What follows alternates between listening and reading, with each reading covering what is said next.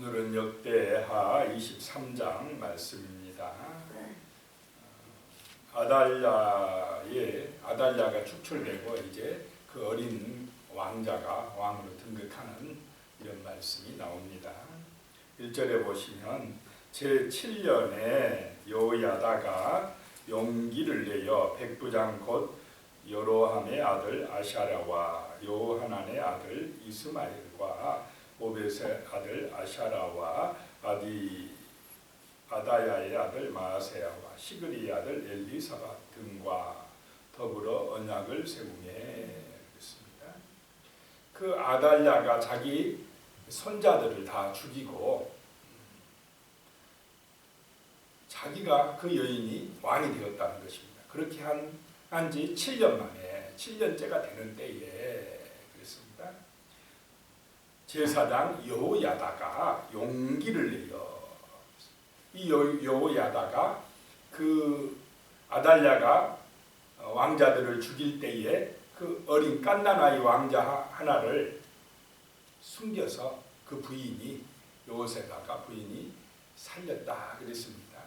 그러다가 이제 7살 정도가 됐지 않겠습니까? 이 갓난아이가 그때에 용기를 내어 백부장들과 언약을 세우고 또 2절에 보면요.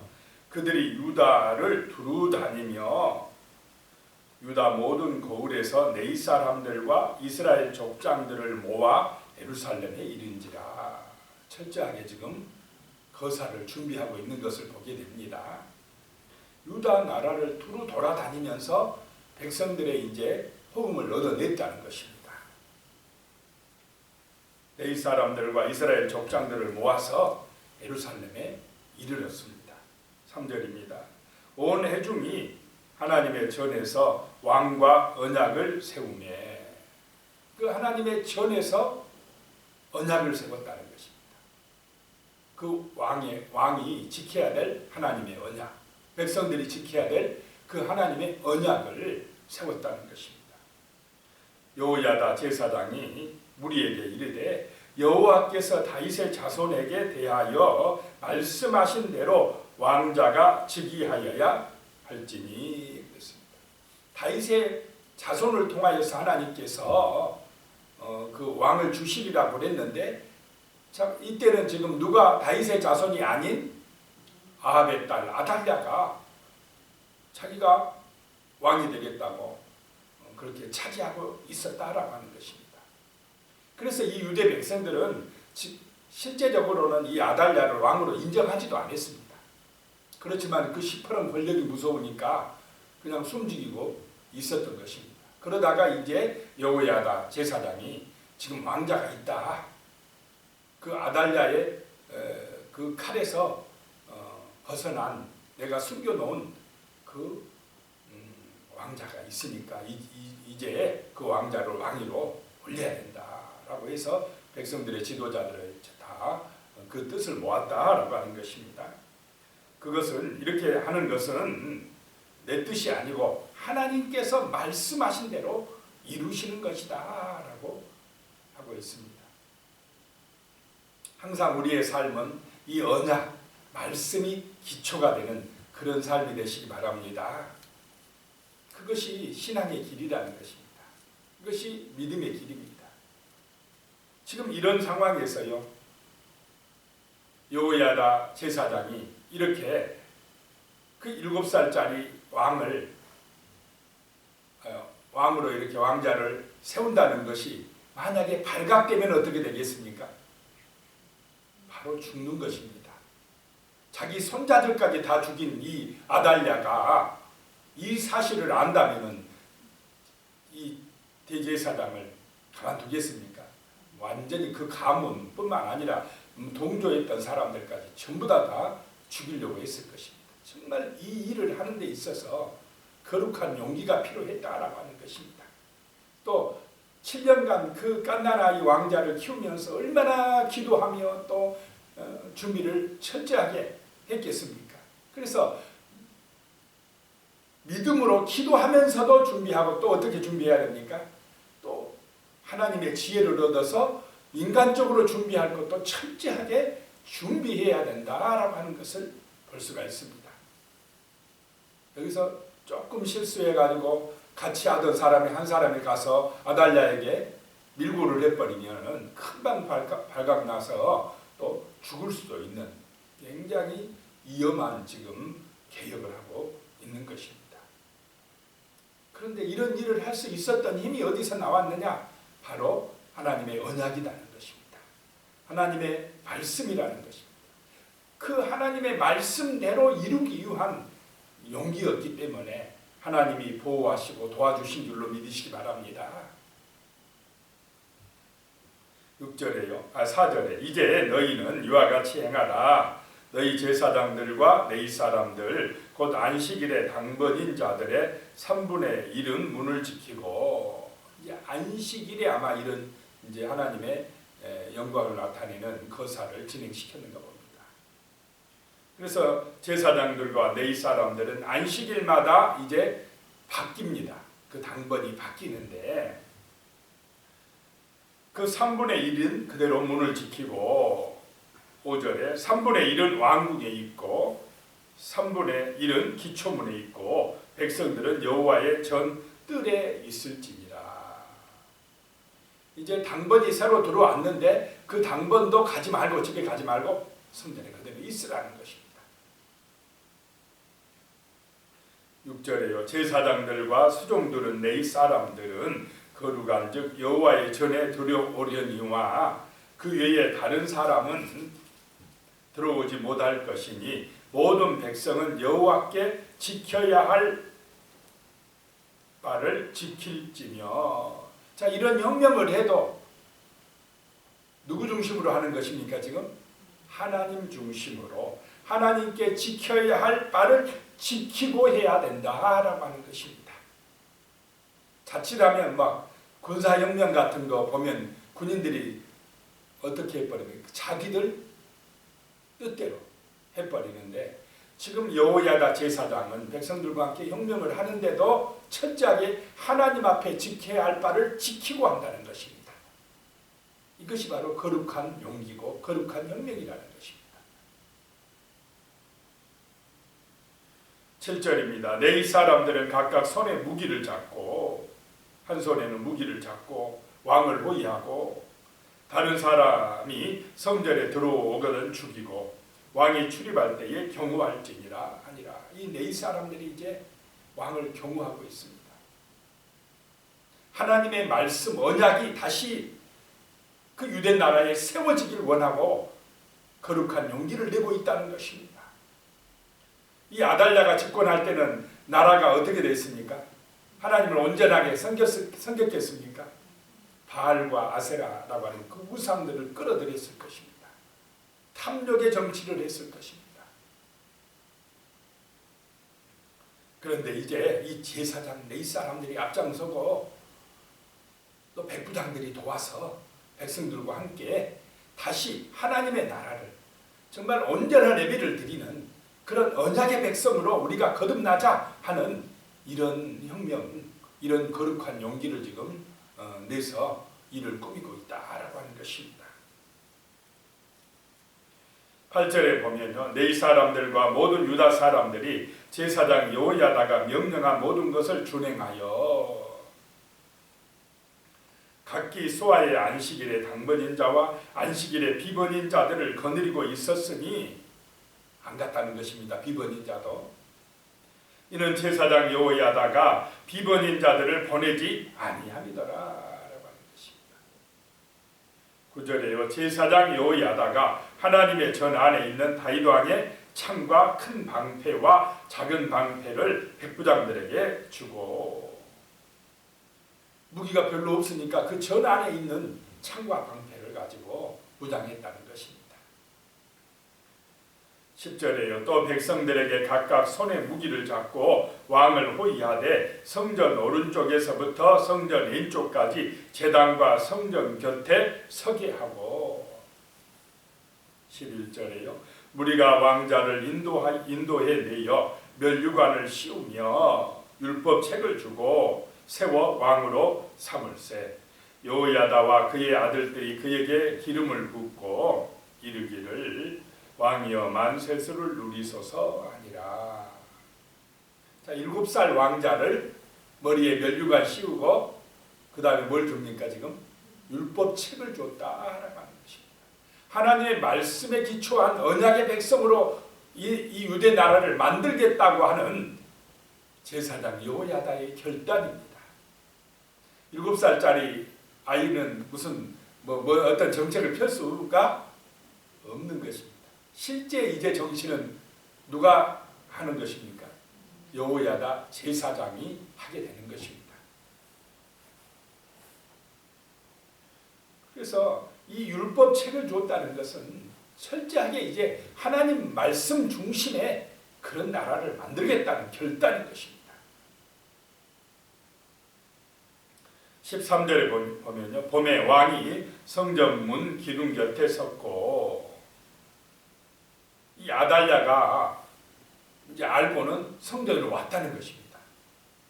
들어가서 보니까 왕이 성전문 기둥에 섰고 지휘관들과 나팔수들이 왕의 곁에 모셔 서 있으며 그 땅의 모든 백성들이 즐거워하여 나팔을 불며 노래하는 자들은 주악하며 찬송을 인도하는지라. 온 백성들이 어떻게 해요? 즐거워하였더라. 그 말은 아달랴 때는 백성들이 어떠했다는 것입니까? 기쁘지 않았다, 행복하지 않았다라고 하는 것입니다. 그런데 이제 그 다윗의 후손인 왕자가 왕위에 오르니까 백성들이 기쁘고 즐겁다는 것입니다. 다윗의 자손이 이제 말씀대로 왕이 되었다라고 하는 것입니다. 그동안에는 그 아달랴, 저 악한 여인이, 다윗의 자손도 아닌 여인이 나라를 다스리면서 온갖 폭행을, 악한 일을 저지르고 우상을 숭배하고 이런 것 때문에 백성들이 힘들었는데, 이제는 여호야다 제사장의 그 인도로 정말 다윗의 자손이 왕이 되었으니까 기쁘다, 즐겁다 하고 찬송하는 것입니다. 이것을 본 아달랴가 하는 얘기가 옷을 찢으면서 외치되 반역이로다, 반역이로다 라고 했다는 것입니다. 그래가지고 막 자기 부하들이 있으면은 저놈들 잡아라 했을 것입니다. 그런데 동조합니까 안 합니까? 옆에서 동조를 안 해요. 실제 반역을 일으킨 사람이 누굽니까? 아달랴 자기 자신이 반역을 일으킨 것입니다. 어린 그 왕자들을 다 죽이고, 원래는 말씀대로 언약대로면 그 다윗의 자손 왕자들을 왕으로 세워야 되는데 자기 손자들인데도 그 욕심 때문에, 사단의 지배를 받기 때문에 다 죽이고 자기가 그냥 왕이 되었다는 거죠. 이거는 하나님의 언약을 위반했다는 것입니다. 하나님을 대적하는 행위를 했다는 것입니다. 지금도 악한 영의 지배를 받는 사람들은요, 이렇게 끊임없이 말씀을 대적합니다. 하나님의 언약을 대적합니다. 그러면서 자기들의 생각대로, 욕심대로 살아가려고 하고 있습니다. 그렇기 때문에 우리는 이 땅의 삶이 정말 영적 전쟁임을 믿으시기 바랍니다. 정신을 차리고 있지 아니하면 끊임없이 어둠의 영에 붙들린 사람들의, 그 악한 생각을 가진 사람들의 공격을 받습니다. 자칫하면 유혹을 받습니다.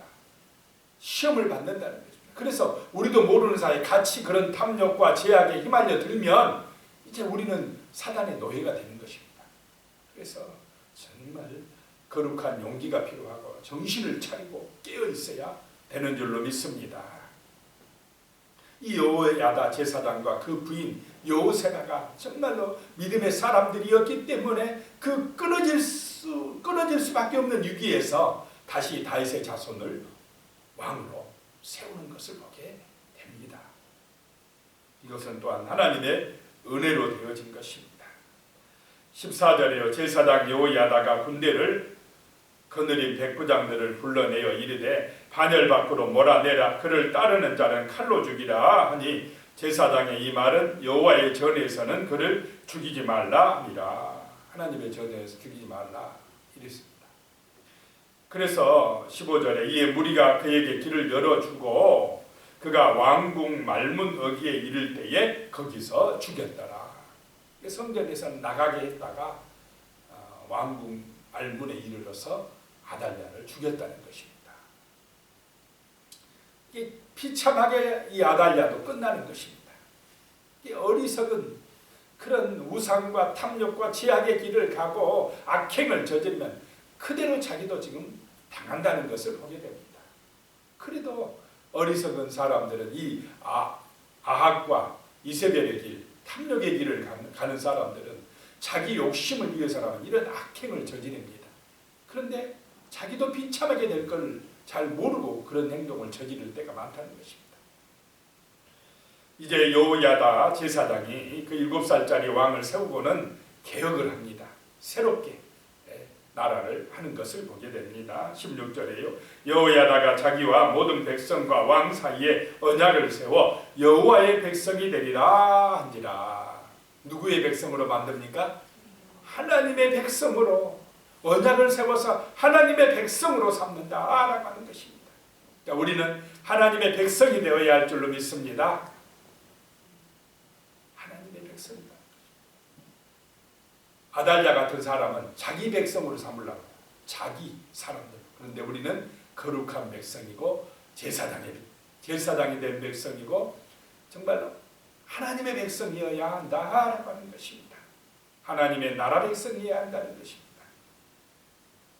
17절에 온 국민이 바알의 신당으로 가서 그 신당을 부수고, 완전히 아달랴가 바알 신당을 많이 지어놨을 것입니다. 그걸 다 부수고 그의 제단들과 형상들을 깨뜨리고 그 제단 앞에서 바알의 제사장 맏단을 죽이니라. 18절입니다. 여호야다가 여호와의 전에 직원들을 세워 내 제사장의 수하에 맡기니 이들은 다윗이 전에 그들의 반열을 나누어서 여호와의 전에서 모세의 율법에 기록한 대로 여호와께 번제를 드리며 다윗이 정한 규례대로 즐거이 부르고 노래하게 하였던 자들이더라. 하나님의 질서를 회복한 것입니다. 하나님의 그 언약 말씀대로 온전히 하나님 앞에 제사 드리는 그런 사명을 제사장들과 레위인들이 감당할 수 있도록 그렇게 했다는 것입니다. 19절에요. 또한 문지기를 여호와의 전 여러 문에 두어 무슨 일에든지 부정한 모든 자는 들어오지 못하게 하고, 정말 정결한 백성들이 되게 만든다는 것입니다. 거룩한 백성이 되어야 된다는 것입니다. 자, 하나님이 거룩하니까 하나님을 믿는 백성들도 거룩해야 될 줄로 믿습니다. 거룩해야 된다는 것입니다. 경건해야 된다는 것입니다. 20절에요. 백부장들과 총기한 자들과 백성의 방백들과 그 땅의 모든 백성을 거느리고 왕을 인도하여 여호와의 전에서 내려와 입문으로부터 왕궁에 이르러 왕을 나라 보좌에 앉히매. 그랬습니다. 자, 성전에서 기름 붓고 왕에게 면류관을 씌우고 하나님의 율법책을 주고 이제 성전에서 대관식을 한 다음에 왕궁으로 인도했다는 것입니다. 자, 이런 믿음의 국가가 되어야 할 줄로 믿습니다. 미국이 참 그래도 훌륭한 국가가 되는 것은 대통령이 탁 당선되어서 취임식할 때 어디다 손을 얹고 기도합니까? 성경에 손을 얹고. 이런 나라가 정말 참 좋은 나라라고 생각이 듭니다. 우리나라에서 성경에 손 얹고 기도하고 시작한다면 어떻겠습니까? 난리가 나지 않겠습니까? 그래도 우리나라도요, 초대 대한민국이 건국할 때는 국회가 시작할 때 목사 국회의원이 기도로 시작한 나라입니다. 어쨌든 이 거룩함을 회복해야 정말 나라가 온전해질 줄로 믿습니다. 껍데기 신앙 말고 마음과 삶이 경건하고 거룩하고 정말 정의롭고 공평하고 이런 삶을 우리 기독교인들이 살아낼 때에 정말 온전한 나라요, 축복의 나라요, 하나님이 함께 하시는 나라가 될 줄로 믿습니다. 기도드리겠습니다. 하나님 아버지, 참으로 진리의 말씀대로 살아가는 그런 거룩한 백성들이 되는 우리나라 대한민국 되게 하여 주시옵소서. 참으로 하나님의 말씀 안에서 즐거워하며 그 말씀 안에서 정말 온전히 승리하는 그런 믿음의 백성들을 많아지는 우리나라 되게 하여 주시옵소서. 우리 한국교회를 축복하여 주시어서 정말 하나님 아버지 이 코로나 위기 가운데에 기도하는 백성들 되어지게 하여 주시고 하나님의 언약을 회복하고 언약을 기억하고 믿음으로 승리하는 한국교회 우리 귀한 거룩한 믿음의 백성들이 될 수 있도록 복을 내려 주시옵소서. 우리 주님의 은총 안에서 즐거워하고 평온하며 형통할 수 있도록 도와주시옵소서. 예수님의 이름으로 기도드리옵나이다. 아멘.